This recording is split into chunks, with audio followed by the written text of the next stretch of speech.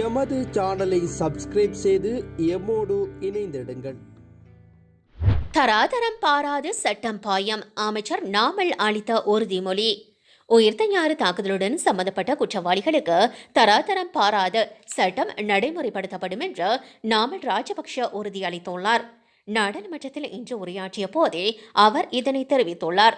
நாட்டில் தற்போதுள்ள சட்டங்களுக்கு அமைவாக சுயாதீனமாக செயற்படுவதற்கு நீதிமன்றங்களுக்கு சந்தர்ப்பம் வழங்கப்பட்டுள்ளதாகவும் அமைச்சர் இதன்போது குறிப்பிட்டுள்ளார். எனவே இந்த தாக்குதல் சம்பவம் தொடர்பான விசாரணைகளை முன்னெடுப்பதற்கு எதிர்க்கட்சியினர் தமது ஆதரவினை பெற்றுக் கொடுக்க வேண்டும் என்று அமைச்சர் கோரிக்கை விடுத்துள்ளார்.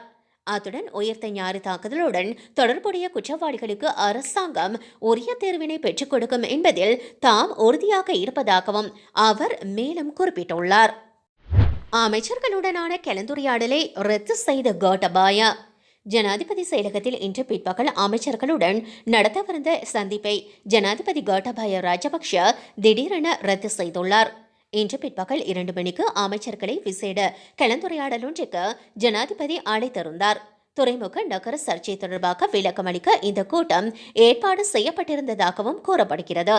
இதையடுத்து பல மூத்த அரசாங்க அமைச்சர்கள் சபை தலைவர் தினேஷ் குணவர்தனவை சந்தித்து ஈஸ்டர் தாக்குதலின் 2ஆம் ஆண்டு நினைவு நாளில் அனைத்து அமைச்சர்களும் இன்று நாடாளுமன்றத்தில் இருக்க வேண்டும் என்றும் எதிர்க்கட்சியின் எந்தவொரு அரசியல் நகர்வையும் நாடாளுமன்றத்தில் எதிர்கொள்ள வேண்டும் என்றும் தெரிவித்துள்ளனர். இந்த நிலைமை குறித்து ஜனாதிபதியிடம் தெரிவித்த பின்னர் கூட்டம் நாளை வரை ஒத்திவைக்கப்பட்டுள்ளதாக அறியப்படுகிறது. ஹம்பாந்தோட்டை துறைமுகத்தில் அணு ஆயுதங்களை கொண்ட வெளிநாட்டு கப்பல். அம்பாந்தோட்டை துறைமுகத்துக்கு அணு ஆயுதங்களை கொண்ட வெளிநாட்டு கப்பல் ஒன்று வந்துள்ளமை பற்றிய தகவல் குறித்து உண்மை நிலவரத்தை தெளிவுபடுத்த வேண்டும் என எதிர்க்கட்சித் தலைவர் சஜித் பிரேமதாச வலியுறுத்தியுள்ளார். நாடாளுமன்றத்தில் இன்று விசேட உரையொன்றை ஆற்றிய போது அவர் இந்த தகவலை வெளியிட்டிருக்கின்றார். மேலும் தெரிவிக்கையில் அணு ஆயுத அதிகார சபையின் அனுமதியின்றி நேற்றைய தினத்தில் இவ்வாறான கப்பல் வருகை தந்திருக்கிறது. குறைந்தபட்சம் அந்த கப்பல் பரிசோதனைக்கு கூட உட்படுத்தப்படவில்லை. அதுக்கமைய உடனடியாக விசாரணை நடத்தி தகவல்களை அரசாங்கம் நாட்டு மக்களுக்கு அம்பலப்படுத்த வேண்டும் என்று அவர் வலியுறுத்தியுள்ளார்.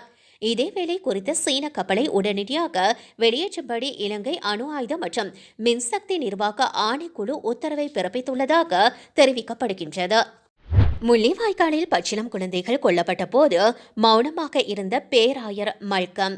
யுத்தத்தின் போது 4 லட்சம் பேர் முள்ளிவாய்க்காலில் முடங்கியிருந்த போது 75,000 பேருக்கு மாத்திரம் இலங்கை அரசால் உணவு அனுப்பப்பட்டதாக நாடாளுமன்ற உறுப்பினர் சிவஞானம் ஸ்ரீதரன் தெரிவித்துள்ளார். நாடாளுமன்றில் வைத்து இன்றைய தினம் கருத்து தெரிவிக்கும் போதே அவர் இந்த விடயத்தை குறிப்பிட்டுள்ளார். மேலும் தெரிவிக்கையில் மிகுதி பேர் உணவுக்காக கொல்லப்பட்டார்கள். கஞ்சிக்காகவும் சோற்றுக்காகவும் வரிசையில் நின்ற பச்சிளம் குழந்தைகள் கொல்லப்பட்டார்கள். அதனை விட ஐக்கிய நாடுகள் அமைப்பினுடைய அங்கத்துவ நிறுவனங்கள் இந்த மண்ணிலே இருக்க விடாமல் வெளியிலே இலங்கை அரசால் கலைக்கப்பட்டார்கள். அப்பொழுதெல்லாம் மல்கம் ரஞ்சித் ஆண்டுகை எந்த வார்த்தைகளையும் பேசவில்லை. அதிலே இருந்த மக்களுக்காக ஒரு நாள் கூட அஞ்சலி செலுத்துமாறு அவர் யாரையும் கேட்கவில்லை. அவரை நான் பணிவாக கேட்கின்றேன். இந்த உயர்ந்த சபையினூடாக ஈஸ்டர் தாக்குதலே இறந்து போன மக்கள் மட்டுமல்ல, போரின் போது இறந்து போன தம்முடைய வாழ்வுக்காக ஏங்கிய சிறார்களுக்காகவும் ஒரு முறை உங்கள் குரல்களை இந்த நாட்டிலே உயர்த்துங்கள். இயேசு பிரானின் தூதுவராக, இயேசு பிரானின் கொள்கைகளை மையமாக்க வைத்த மனிதராக, மத தலைவராக உங்களை அடையாளப்படுத்திக் கொள்ளுங்கள் என மிக பணிவாக கேட்டுக்கொள்கின்றேன் என்று அவர் தெரிவித்துள்ளார். ஜனாதிபதி கோட்டபாய மீது அமைச்சர் பந்துல பகிரங்க குற்றச்சாட்டு. நாட்டில் அரிசி மாஃபியாவை கட்டுப்படுத்த வேண்டுமாயின் வெளிநாட்டிலிருந்து குறைந்த விலையில் அரிசியை இறக்குமதி செய்வதே ஒரே வழியாகும். ஆனால் ஜனாதிபதி கோட்டபாய ராஜபக்ஷ இதற்கு இடமளிக்க மறுக்கின்றார் என வர்த்தகத்துறை அமைச்சர் பந்துல குணவர்தன சபையில் தெரிவித்துள்ளார்.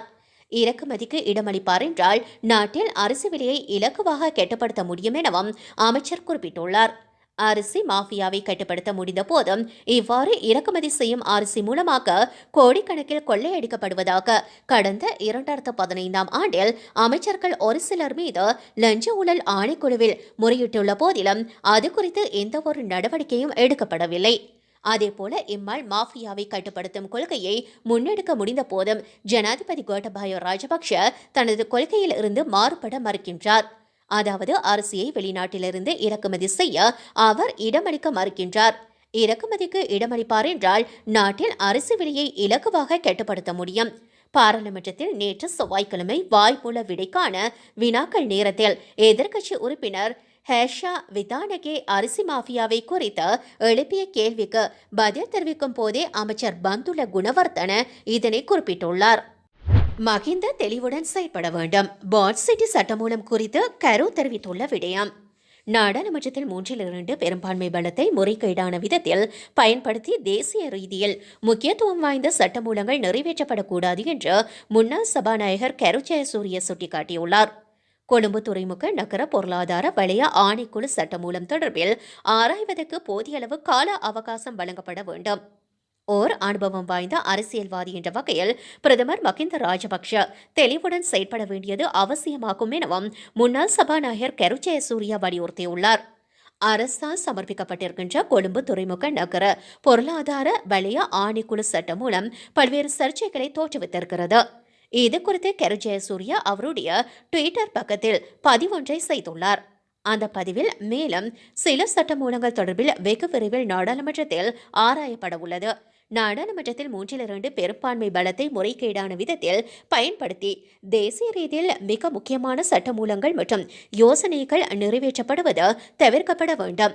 கொழும்பு துறைமுக நகர பொருளாதார வலய ஆணைக்குழு சட்டமூலம் தொடர்பில் கலந்துரையாடுவதற்கும் அதில் திருத்தங்களை மேற்கொள்வதற்கும் போதிய அளவு கால அவகாசத்தை வழங்குவது முக்கியமானதாகும்.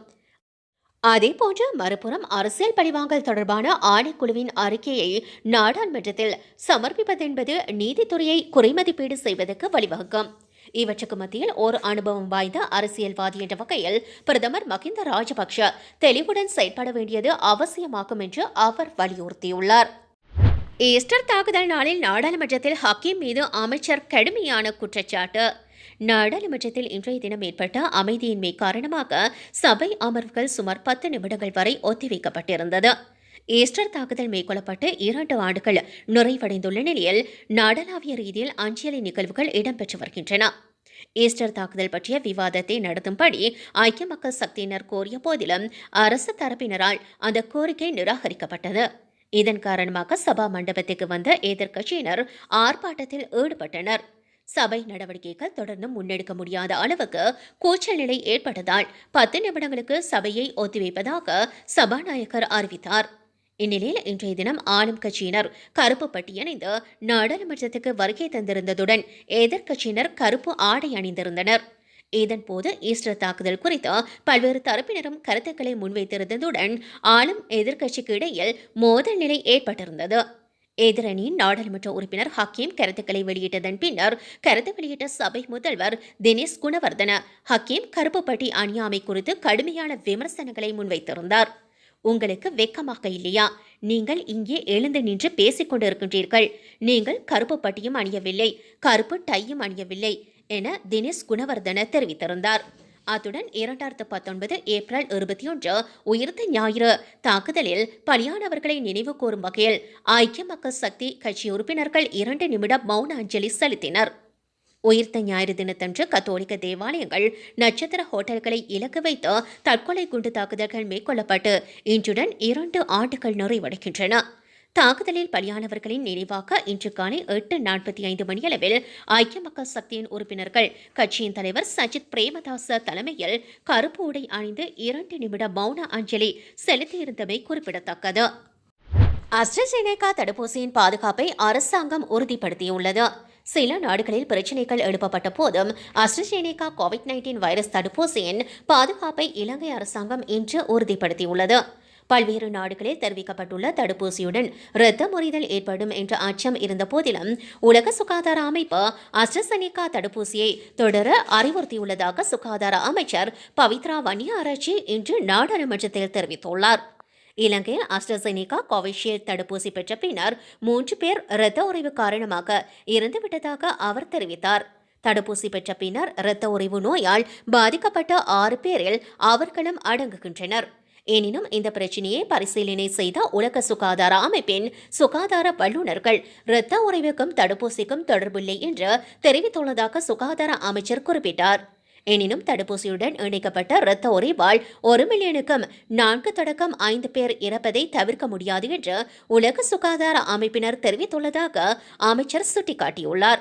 எவ்வாறாயினும் தடுப்பூசியின் பாதுகாப்பை உலக சுகாதார அமைப்பு உறுதி செய்துள்ளதாகவும் அஸ்ட்ராசெனேகா தடுப்பூசியின் செலுத்துதலை தொடர அறிவுறுத்தியுள்ளதாகவும் பவித்ரா வன்னியாராச்சி தெரிவித்துள்ளார். இலங்கையில் அஸ்ட்ராசெனேகா தடுப்பூசி பெறுவதற்கு முன்னர் பொதுமக்களுக்கு சுகாதார விளக்கம் வழங்கப்படுகிறது. தடுப்பூசி பெற்ற பிறகு மக்கள் ஏதேனும் அசௌகரியம் அல்லது பக்க விளைவுகளால் பாதிக்கப்படுகின்றார்களா என்பதை தெரிவிக்க ஒரு சிறப்பு அவசர தொலைபேசி இலக்கம் அறிமுகப்படுத்தப்பட்டுள்ளது. இதன்படி 011-341-59-89 என்ற எண்ணில் சுகாதார அதிகாரிகளை தொடர்பு கொள்ளுமாறு பொதுமக்களுக்கு அறிவுறுத்தப்பட்டுள்ளது.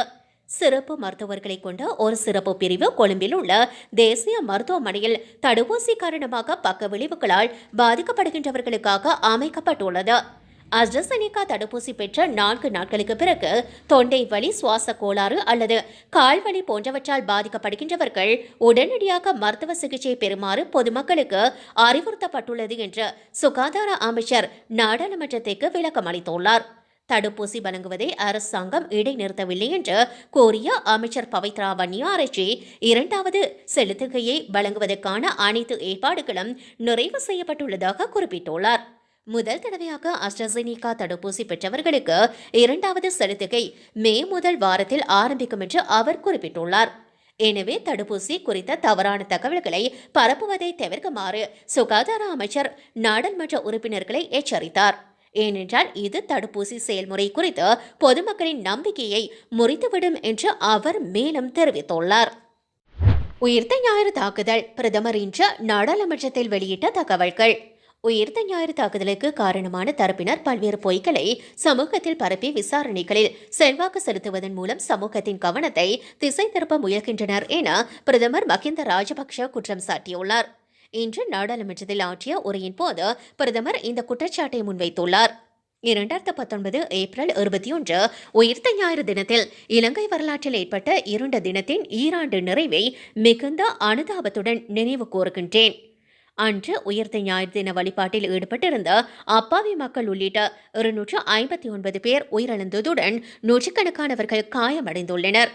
தற்கொலை குண்டு தாக்குதலில் உயிரிழந்த அனைத்து அன்புக்குரியவர்களையும் நினைவு கூறுவதுடன் உயிரிழந்தவர்களின் ஆத்ம சாந்திக்காகவும் பிரார்த்திக்கின்றேன். அத்துடன் தாக்குதலின் போது காயமடைந்த மற்றும் ஊனமுற்ற நூற்றுக்கணக்கானோர் உடல் உள ரீதியாக பாதிப்படைந்துள்ள நிலையில் அவர்களும் விரைவில் குணமடைய பிரார்த்திக்கின்றேன்.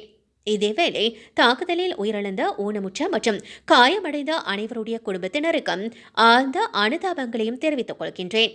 அத்துடன் உயிர்த்த ஞாயிறு தாக்குதல் தொடர்பான விசாரணை ஆணைக்குழுவினால் வெளிப்படுத்தப்பட்ட தகவலுக்கு அமைய தயாரிக்கப்பட்ட அறிக்கை மற்றும் பிற ஆவணங்களை அடிப்படையாக கொண்டு சட்ட நடவடிக்கை மேற்கொள்ள கௌரவ சட்டமா அதிபருக்கு பரிந்துரைக்கப்பட்டுள்ளது. நீதிமன்ற நடவடிக்கைகளின் ஊடாக இவ்விடயத்தில் நாம் தலையீடு செய்யாவிடனும் அந்த செயற்பாட்டை வெற்றிகரமாக முன்னெடுத்து செல்வதற்கான அனைத்து ஒத்துழைப்பையும் நல்குவதற்கு அரசாங்கம் என்ற ரீதியில் தயாராக இருப்பதை குறிப்பிட விரும்புகின்றேன். அத்துடன் ஆணைக்குழுவுக்கு மேலதிகமாக செயற்படுகின்ற குற்றப்புலனாய்வு திணைக்களம் மற்றும் பயங்கரவாத விசாரணை பிரிவு ஆகியவற்றின் விசாரணைகளை சுயாதீனமான முறையில் முன்னெடுப்பதற்கு தேவையான வசதிகளை ஜனாதிபதி ஏற்படுத்தி கொடுத்துள்ளார். அவ்விசாரணைகளின் இறுதியில் அந்தந்த திணைக்களங்களின் ஊடாக நீதிமன்ற நடவடிக்கைகளை மேற்கொள்வதற்கு எதிர்காலத்தில் நடவடிக்கை மேற்கொள்ளப்படும் என நாம் நம்புகின்றோம். கடந்த அரசாங்கத்தினால் குற்றங்கள் அலட்சியம் செய்யப்பட்டமையினாலும் தேசிய பாதுகாப்பை தம்முடைய அரசியல் நடவடிக்கைகளையும் குழப்பிக் கொண்டமையினாலும் இறுதியில் பாதிக்கப்பட்டது அப்பாவி பொதுமக்களேயாகும். இன்று தாக்குதலுக்கு காரணமான தரப்புகள் பல்வேறு பொய்களை சமூகத்தில் பரப்பி விசாரணைகளில் செல்வாக்கு செலுத்துவதன் மூலம் சமூக கவனத்தை திசை திருப்பும் வகையில் செயற்பட்டு வருகின்றனர். நாம் அவர்கள் குறித்து வருந்துகின்றோம். மேலும் உயிரிழந்த அனைவரையும் நினைவு கூறும் அதேவேளை இதுபோன்ற துரதிர்ஷ்டவசமான சூழ்நிலை இனி எப்போதும் ஏற்படாது தடுக்க ஒரு அரசாங்கம் என்ற ரீதியில் நாங்கள் நடவடிக்கை எடுத்து வருகின்றோம். அத்துடன் இந்த கொடூர தாக்குதலுக்கு காரணமான அனைவரையும் நீதியில் முன்னிறுத்தி நாம் நடவடிக்கையை மேற்கொண்டு வருகின்றோம் என்றும் கூறிக்கொள்ள விரும்புகின்றேன் என பிரதமர் தன்னுடைய உரையில் குறிப்பிட்டுள்ளார்.